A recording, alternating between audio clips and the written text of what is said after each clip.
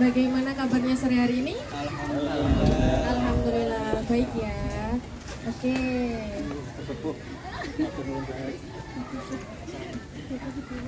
biar kelihatan muda sekarang. Betul, moga-moga. Baik teman-teman semua, kali ini saya Sofia Nurjana akan menemani teman-teman semua pada acara pada sore hari ini. Saya ada pantun nih. Cakep. Nanti dulu. Cakep. Nanti tebak-tebakannya. Nanti bilang cakep gitu ya. Ya. Oke. Sarapan pagi dengan ketan. Sambil menonton film Korea. Cakep. Dengan senang hati saya ucapkan selamat datang untuk kita semua.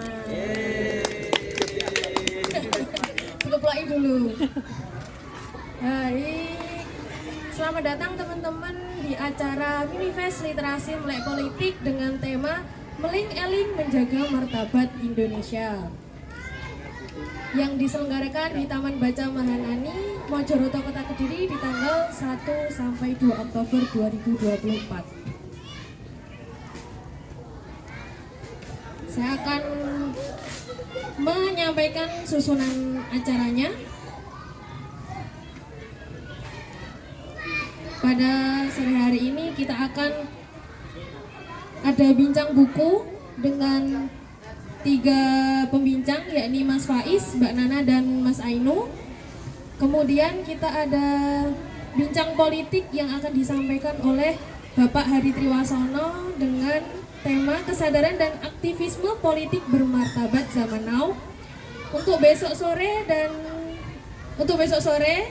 itu bincang buku lagi dengan pembincang Mas Danu, Mas Alvin, dan Mbak Vina. Jam pukul 6 sore nanti, pukul 6 besok itu akan ada pembincang dari Budi Satwati dengan tema menjaga martabat Indonesia, dilanjut malam kesenian atau malam apresiasi seni. Semoga kita bisa mengikuti runtutan acara hingga selesai dan berjalan dengan lancar. Amin.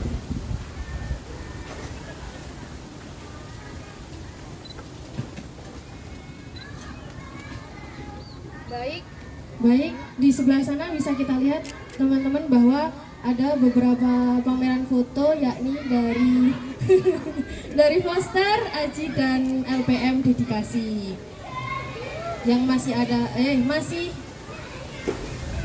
satu tema dengan apa yang akan dibincangkan hari ini dan besok. Pelaksanaan acara ini menggandeng beberapa media partner, antara lain LPM Dedikasi, Fokus Fiksi, Mahasiswa Yayan Kediri, Sanggar Wasesa, Teater Kanda, As-Sarawi, Aji Kediri, UKM Foster, dan PPMI Dika Kediri. Turut kami undang juga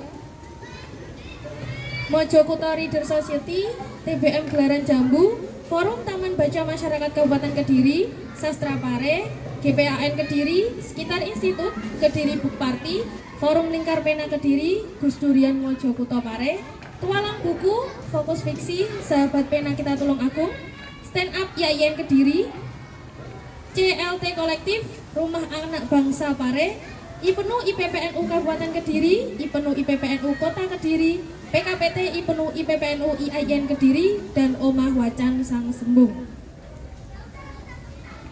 Sebelum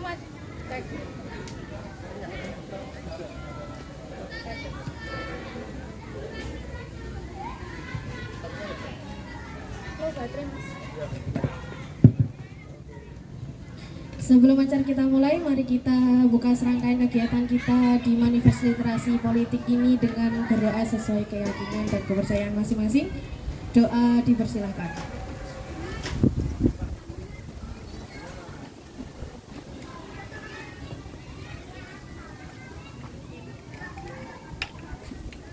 Alhamdulillah. Selanjutnya akan kita dengarkan sambutan dari Ketua Pelaksana kita kepada Kang Mas Sirajul Akbar. Dipersilahkan.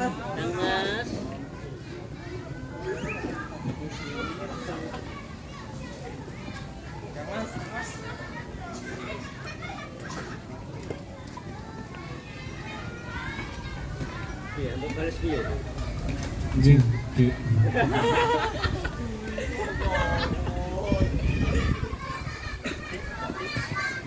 Itu. Baik, assalamualaikum warahmatullahi wabarakatuh. Waalaikumsalam warahmatullahi wabarakatuh. Selamat sore teman-teman semua. Para tamu undangan yang tidak bisa saya sebut satu persatu. Soalnya dari pihak kami juga mengundang banyak sekali pihak. Tapi kebetulan kok hari ini mendung, jadi kemungkinan di wilayah mereka kayaknya hujan. Jadi mungkin nanti menyusul. Sebenarnya acara ini acara momentual, yaitu mendekati pilkada sekaligus bulan ini adalah bulan pelantikan calon presiden dan wakil presiden yang baru. Kemudian kalau nggak salah tadi pagi juga pelantikan DPR RI yang baru. Dan mungkin cara kami sebagai pegiat Taman Baca Mahana ini adalah dengan melakukan kegiatan-kegiatan ya walaupun bersifat atau berlingkup lingkaran kecil, tapi itulah yang bisa kami lakukan untuk tetap berdialektika, kemudian juga merespon kondisi terkini, merespon situasi kondisi sosial hari ini dan tidak mau ketinggalan dengan isu-isu terkini.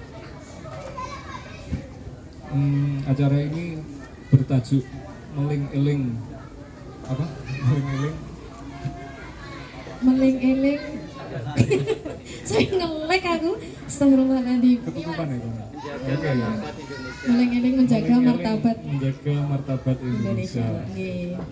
Jadi semoga dengan tajuk acara ini kita bisa senantiasa berpesan kepada sesama dan selalu ingat untuk menjaga martabat Indonesia, karena mungkin belakangan ini kondisi Indonesia sudah carut marut dengan beberapa fenomena yang ada di pusat maupun di regional. Tentu sebagai pemuda yang berliterasi kita juga harus peka terhadap isu-isu tersebut dan tidak acuh terhadap isu-isu tersebut. Dan semoga acara ini bisa meningkatkan kita meningkatkan kesadaran kita, baik itu kesadaran literasi maupun kesadaran sosial, untuk tetap menjaga akal sehat, untuk tetap menjaga martabat Indonesia hari ini. Mungkin hanya itu yang bisa saya sampaikan, ada kurang lebihnya mohon maaf. Mungkin monggo teman-teman menikmati acara ini dengan suguhan yang apa adanya. Semoga kalian kerasan acaranya hari ini dan besok, karena besok juga ada penampilan-penampilan dan apresiasi seni dari beberapa teman-teman yang mungkin memiliki bakat di bidang seni, mungkin bisa melihat besok malam. Terima kasih. Akhir kata, Assalamualaikum warahmatullahi wabarakatuh. Waalaikumsalam warahmatullahi wabarakatuh. Terima kasih Kang Mas. Aku bikin apa balik? Pun manat. Menginjak acara yang kedua, yakni kita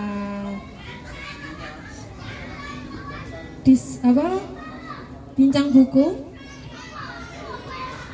Sudah siap ya para pembincang? Oke, insyaallah. Semoga kita mendapatkan inti-inti sari yang dibincangkan nanti. Oke. Selanjutnya kepada moderator dan pembincang, saya persilahkan untuk ke panggung. Ya. Oke, acara selanjutnya saya serahkan kepada Mas Riki sebagai moderator. Terima kasih Mbak Sofian. Oke. Assalamualaikum warahmatullahi wabarakatuh. Kawan-kawan sehat semua. Alhamdulillah. Jangan lupa ya, ini juga ada lapakan dari Bang Iwan. Kalau teman-teman ingin nyari-nyari buku Tapi beli ya, jangan nyari, jangan nyuri. Itu kali ini kita akan bersama 3 pembincang paling istimewa. Ini paling istimewa bagi saya. Sebab ada 3 poros literasi di Kediri ya di sini. Ada oh iya Nganjuk, tapi Faiz pengen didapuk di Kediri katanya. Sebab di Nganjuk kurang ya. Ya mungkin itu karena di sini lingkup pertemanannya ada Faiz. Nah itu di sini ada Mas Faiz nantinya pelajar dari MAN 2 Kota Kediri. Lalu ada Mas Ainu seorang guru dan beliau juga sering mengirim berbagai macam tulisan entah itu untuk esai, artikel ataupun apa di media-media nasional. Nah, terus ada Mbak Nana ini perempuan hebat dari Kediri. Aslinya di mana Mbak? Bojonegoro. Tapi pengennya juga di Kediri katanya. Ini Mbak Nana. Monggo silakan maju ke depan. 3 orang paling istimewa. Tepuk tangan dulu dong. Mantap ini. 3 orang paling top. Nanti kita akan bincang-bincang santai kawan-kawan. Kita akan membincangkan 3 buku yang dibawa oleh pembincang kita dan akan saya moderatori di sini. Wah, jarang-jarang sekali kita ke depan bawanya buku. Terkadang kan orang maju ke depan bawanya kan bekal ya, ini bekalnya buku. Kalau aparat datang bawanya moncong senapan. Ini bawanya buku, senjata adalah buku kata Mas Aini. Itu ya kan kawan, kita akan membincangkan tak jebok catatanku.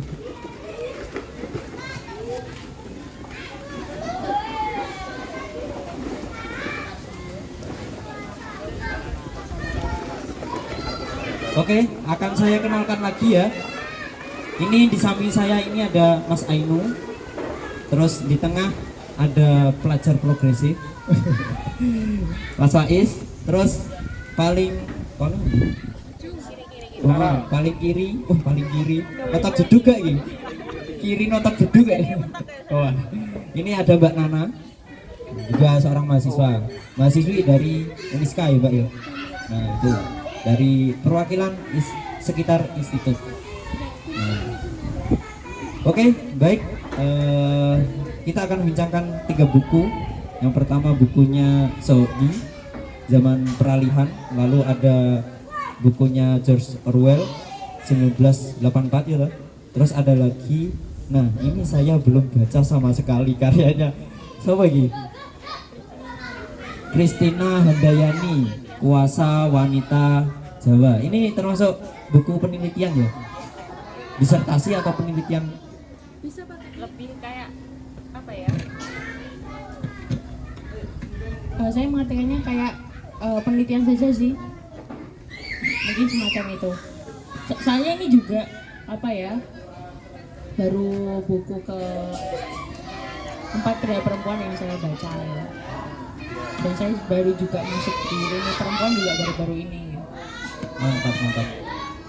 Oh berarti ini termasuk buku yang underrated ya, mungkin jarang banyak dibaca oleh kawan-kawan laki-laki ataupun perempuan, karena mungkin ini hanya masuk ataupun dibaca oleh kawan-kawan underrated mungkin ya. Kayak Mbak Nana mungkin ini. Terus ini ada lagi buku George Orwell 1984 dan sama Zaman Peralihan. Ini Mas Iki ya.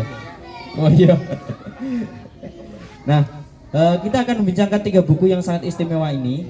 Mungkin nanti akan diberi prolog sama kawan-kawan di samping saya ini, sebab mungkin ada beberapa dari kawan-kawan yang enggak tahu ataupun belum mengerti isi dari buku-buku tersebut.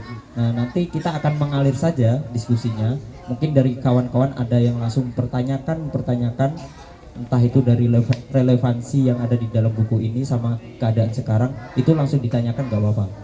Jadi begitu ya kan? Mungkin bisa diberikan prolog sama siapa dulu ini? Mungkin Mas Ainu ya? Monggo Mas Enu berikan prolog buku ataupun gambaran di dalam buku ini. Terima kasih Mas Riki. Assalamualaikum warahmatullahi wabarakatuh. Nasib terbaik adalah tidak pernah dilahirkan. Yang kedua, dilahirkan tapi mati muda. Dan yang paling sial adalah mati di usia tua. Berbahagialah mereka yang mati muda. Itu puisi yang paling disukai Suhoki. Karena Suhoki sendiri juga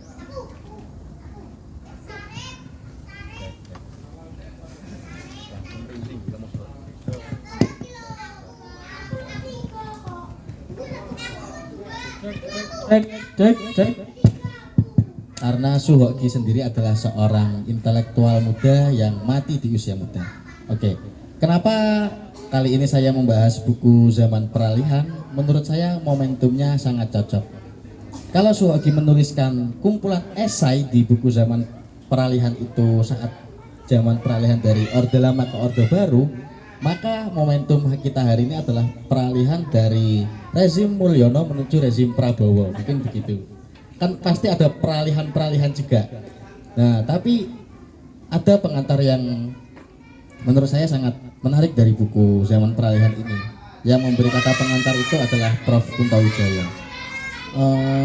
Untuk membaca Suhoki kita perlu mengetahui latar belakang zamannya. Jadi Suhoki itu kata Prof. Kunto itu sebagai seorang yang jernih, cerdas dan tajam. Dia apa aja dikomentari, semua isu diraup sama Suhoki. Dan menariknya Suhoki ini tas-tas selalu nyebut namanya gitu. Jadi nama tokoh si A, si B, semisal dalam esainya yang terkenal di Zaman Peralihan itu yang terbit tahun 1969 judulnya Pelacuran Intelektual, Suhoki terus terang di sana menyebut nama beberapa profesor, salah satunya ada Emil Salim juga yang menurut Suhoki dia termasuk pelacur intelektual. Kemudian untuk melihat zaman pada kala itu, Prof. Kunto Wijaya itu juga mengatakan bahwa salah satu referensi yang baik untuk dibaca adalah Suhoki ini. Karena itu tadi, keobjektifannya dan kejernihannya dalam melihat zaman, situasi politik terutama pada masa itu. Jadi kalau kita ingin melihat situasi pada zaman seperti zaman dulu peralihan Orde Lama ke Orde Baru, salah satu yang menarik untuk dibaca adalah karya-karya Suhoki. Selain di catatan seorang demonstran, buku-bukunya Suhoki juga ada di Zaman Peralihan ini. Ini si Suhoki ini sama dengan Ahmad Wahid, kalau teman-teman semuanya tahu, dia seorang abortus intelektual atau seorang tokoh intelektual yang mati muda, kata Prof. Kunto Wijaya. Jadi Suhoki ini hari-harinya selalu marah-marah ya, selalu berapi-api dan selalu mengutarakan semua masalahnya di media-media massa, dan dia selalu menulis. Sayangnya dia mati muda dan belum sempat memberikan solusi-solusinya.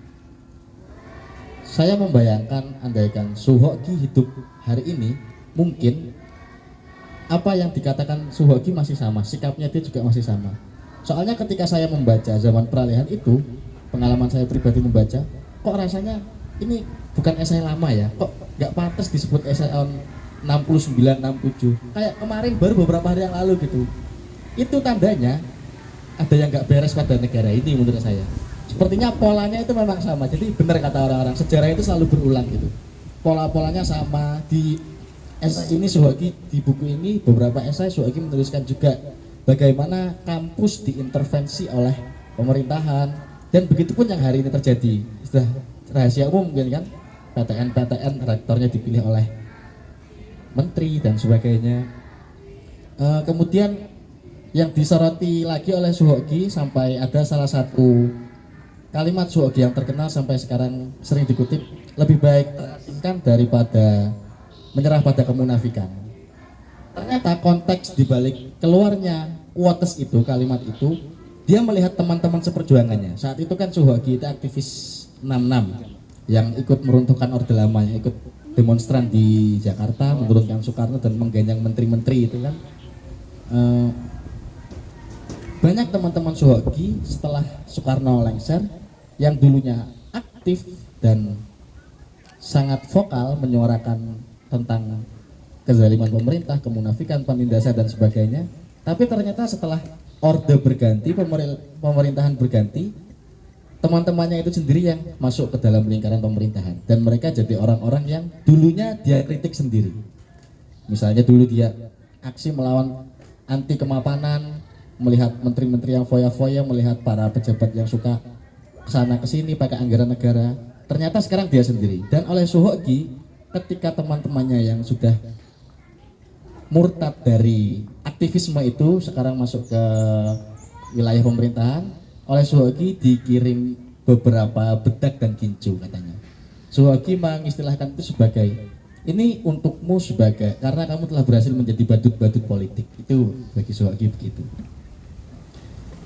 Kemudian tahun 69 Soehoki juga sudah pernah menuliskan tentang generasi yang pesimis. Judul esainya itu generasi yang kecewa. Kekecewaan mereka tidak hanya terjadi di Indonesia ternyata. Ini refleksi Soehoki ketika dia perjalanan ke Amerika Serikat. Di Amerika Serikat dia melihat beberapa, bahkan banyak generasi muda yang kecewa, sama dengan di Indonesia. Kekecewaan itu antara lain dengan tingkah pejabatnya yang suka foya-foya. Mungkin hari-hari ini kita tahu seperti apa isu-isu private jet itu, jet pribadi dan sebagainya. Kemudian sudah rahasia umum juga bagaimana kalau ada aparatur negara lewat dia dikawal dengan sirine polisi. Nah, ya. Padahal kita yang bayar pajak mereka, yang bayar pajak itu, dan mereka dibayar dari pajak-pajak kita itu tadi. Ternyata tahun 69 Soehoki sudah pernah menuliskan itu semua.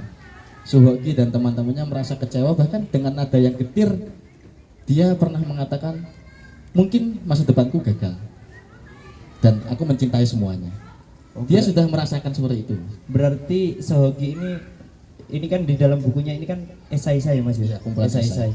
Apa yang dikatakan oleh Soehoki ini berarti sangat aktual ya? Sangat aktual sampai hari ini kerasa. Jadi saya baca buku ini gak kerasa baca buku lama gitu, gak kerasa tulisan tahun 60 70-an. Tapi kayak baru tulisan beberapa hari yang lalu. Mungkin hanya nama tokoh-tokohnya yang berbeda. Mungkin jika dulu Soekarno dan Soeharto, sekarang kita Jokowi atau Prabowo, mungkin begitu. Inti dari buku ini ada 3 sebenarnya. Yang pertama masalah kebangsaan, kemahasiswaan, dan kemanusiaan. Kalau tentang kemahasiswaan itu tadi kegusaran Soehoki terhadap teman-temannya, kemudian tentang kebangsaan lebih besar disyarat oleh Soehoki itu ke para intelektual. Jadi bagaimana para intelektual terutama di kampus itu justru berpihak pada para oligarki. Semisal kala itu ada rektor UI Prof Sumantri itu menerima jabatan menjadi menteri pertambangan. Itu meskipun begitu Soehoki tetap menarik simpatik pada dia. Kemudian untuk masalah kemanusiaan yang disyarat Soehoki adalah peristiwa pembantaian besar-besaran di Bali pasca G30S. Di sini Soehoki memang sebenarnya dia mengecam PKI juga, karena ada beberapa oknum PKI yang keblinger gitu. Ketika pemilu juga seperti apa, pemilu 1955 Soehoki sangat mengkritik keras. Akan tetapi Soehoki akan lebih marah lagi ketika melihat pembantaian habis-habisan itu pasca tragedi. Sangat tidak adil dan ya memang tidak adil, sampai sekarang bahkan tidak pernah diadili mereka kan. Mereka hilang dan tak pernah kembali. Mungkin itu sedikit prolog dari saya Mas. Terima kasih. Mantap. Prolog yang sangat panjang ya, sangat tergambarkan ya mungkin kita apa yang di dalam buku Zaman Peralihan ini. Sebab tadi ada beberapa poin-poin yang disampaikan oleh Mas Ainu juga. Nah mungkin bisa dilanjut langsung kepada siapa dulu? Mbak Nana, monggo Mbak Nana. Barang, ini bebas. Assalamualaikum warahmatullahi wabarakatuh. Waalaikumsalam warahmatullahi wabarakatuh. Terima kasih untuk Mahanani yang juga sampai saat ini sangat konsisten untuk memberikan ruang-ruang pembelajaran. Karena saya jujur saya baru pertama kali terlibat dalam forum diskusi di Mahanani. Mungkin dulu ya, pas waktu ada festival apa nih namanya, keadilan itu kan diadakan di sini. Terus saya ingin ini ya, maksudnya ketika mengkritik Mas Rifki tadi terlalu mengistimewakan, karena kan katanya kita sama-sama pembelajar. Dan saya lihat di website di IGD Mahanani kan ada pernah acara itu yang berani goblok. Nah, ini salah satu cara bagaimana ya semakin kita tahu, ya semakin kita merasa apa ya tidak tahu apa-apa gitu. Nah itu, jadi nggak perlu lah mengistimewakan orang-orang semacam ini. Yang istimewa itu cuma Siapa? ya, Allah. Ya paling puncak tuh, puncak kebatinan kan di situ.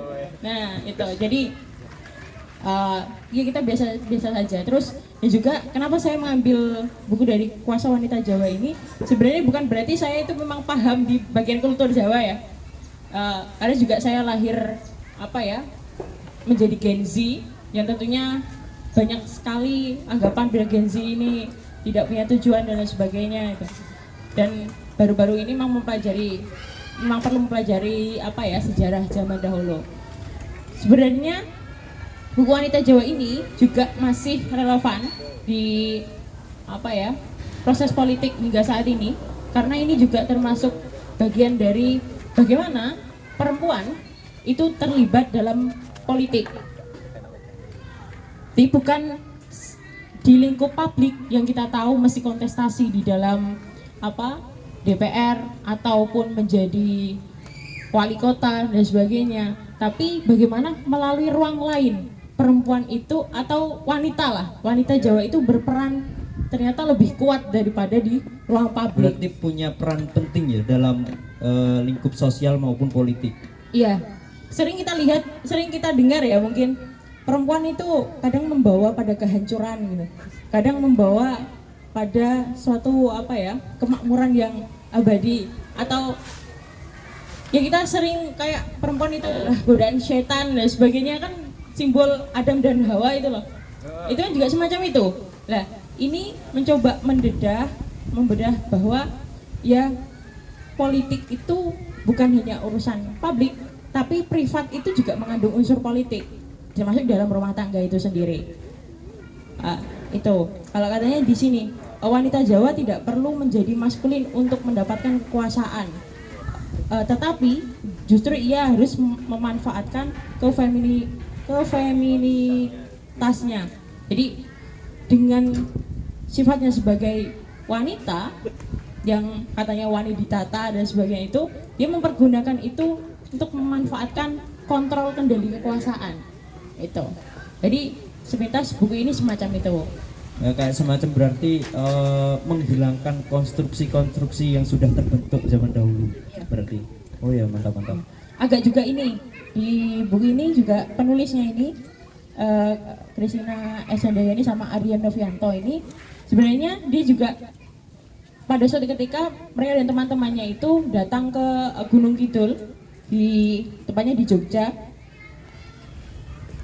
Nah, itu ternyata di sana mereka itu hendak berencana kayak mahasiswa KKN gitu loh, datang seolah-olah sebagai seorang pahlawan yang mengetahui segala hal, terus kita mesti menyelamatkan orang-orang tertindas semacam itu. Tapi ternyata ketika apa ya terjun di lapangan, khususnya di Gunung Kidul itu, mereka melihat bahwa sebenarnya yang anggapan-anggapan Barat perihal wanita itu, Barat kan mengidentifikasikan bahwa yang perempuan yang terlibat dalam ranah privat atau domestik itu ya tertindas gitu. Feminis Barat kan semacam itu. Nah, tertindas lah. Ternyata mereka datang ke Gunung Kidul itu, lihat ternyata, waduh, kok malah justru di sini perempuan atau wanita itu kuat powernya, termasuk di lingkup keluarga itu yang paling terpenting, mempengaruhi laki-laki melalui urusan-urusan privat itu. Jadi ternyata ya semacam itu peran perempuan ataupun wanita lah kalau istilah Jawanya itu sangat sentral sekali. Dan kalau dalam pengertian sendiri, ini dalam buku ini tuh lebih sering memfokuskan diri pada penggunaan pada diksi wanita. Kalau ya bukan perempuan, diksinya menggunakan wanita, sebab kalau kita sering didengarkan wanita kan wani ditata, artinya dia itu seakan-akan perempuan itu harus ditata gitu. Padahal perempuan itu juga ataupun wanita itu ya bisa menata segala hal. Biasanya wanita atau perempuan itu kan bisa semacam lebih detail, terus juga dengan sensitivitasnya bisa semacam lebih peka terhadap lingkungan sekitar. Itu lebih disiplin juga, tentu lebih kayak pokoknya harus gini nanti konsepnya semacam ini, pasti kan lebih detail tuh itu. Nah itu jarang sekali terjadi pada laki-laki gitu. Itu dan juga dari UGM, ahli filsafat UGM itu juga mengatakan bahwa wanita itu sebenarnya bukan hanya wani ditata, tapi dia juga wani topo. Artinya dia berani menderita. Ya, maksudnya semacam apa? Jadi dia sering melakukan semacam tirakatan untuk keluarganya, untuk kayak memendam batin, memendam rasa, gejolak hatinya itu hanya demi agar struktur dalam keluarganya ini atau lingkup masyarakat itu tetap stabil. Nah, wanita itu sebagai penyestabil itu, penyeimbang di situ. Nah, jadi wanita yang terbiasa dengan rasa sakitnya, dia akhirnya bisa memiliki semacam daya tahan yang lebih kuat daripada laki-laki. Itu wanita Jawa. Itu kalau wanita sekarang gimana ya itu? Nah kita akan diumpet-umpetkan dengan modernisasi itu. Itu sih kalau yang perihal dalam segi bahasa yang digunakan. Terus setelah itu, jadi ada contoh juga Ibu Tin Soeharto, yang istrinya Soeharto itu bagaimana ternyata dalam pembangunan Taman Mini Indonesia Indah itu kan, ya TMI itu kan juga hasil permintaan ataupun angen-angen atau dari Ibu Tin itu sendiri. Akhirnya dibangunkanlah itu. Nah itu bagaimana kita melihat ternyata ya wanita ini sebegitu kuatnya mempengaruhi laki-laki. Soeharto sampai tunduk ya. Nah itu sampai pada akhirnya pas masa akhir jabatan itu kan sebenarnya Ibu Tin itu menginginkan Pak Soeharto berhenti kan, tapi ternyata lanjut. Akhirnya terjadilah seakan-akan saat tahun 98 kan lengser, akhirnya dilengserkan itu. Sebenarnya Ibu Tin pas waktu pemilu yang terakhir itu sudah tidak diperbolehkan, tapi ternyata masih dilanjutkan dan akhirnya ada lengseran Soeharto 98 itu. Feelingnya sudah kuat ya. Jadi feelingnya sudah kuat. Nanti untuk nanti juga ada keterhubungan bagaimana ternyata perempuan di domestik itu bukanlah seorang yang tertindas, itu hanya semacam hegemoni dari barat. Hegemoni dari barat bahwa ya yang tanpa mengetahui kondisi bagaimana sosial kultur di Jawa itu sendiri, akhirnya seakan mengobjektifikasi dan perempuan yuk kalau di domestik ya berarti dia tertindas, padahal tidak. Itu nanti mungkin bisa dialektis saja gitu. Nanti kita diskursuskan ya kalau bisa nanti sama teman-teman. Jadi teman-teman nanti langsung ditanyakan saja nggak apa-apa kepada tiga pembincang ini nanti perihal apa-apa yang ada di dalam pikiran kawan-kawan gitu.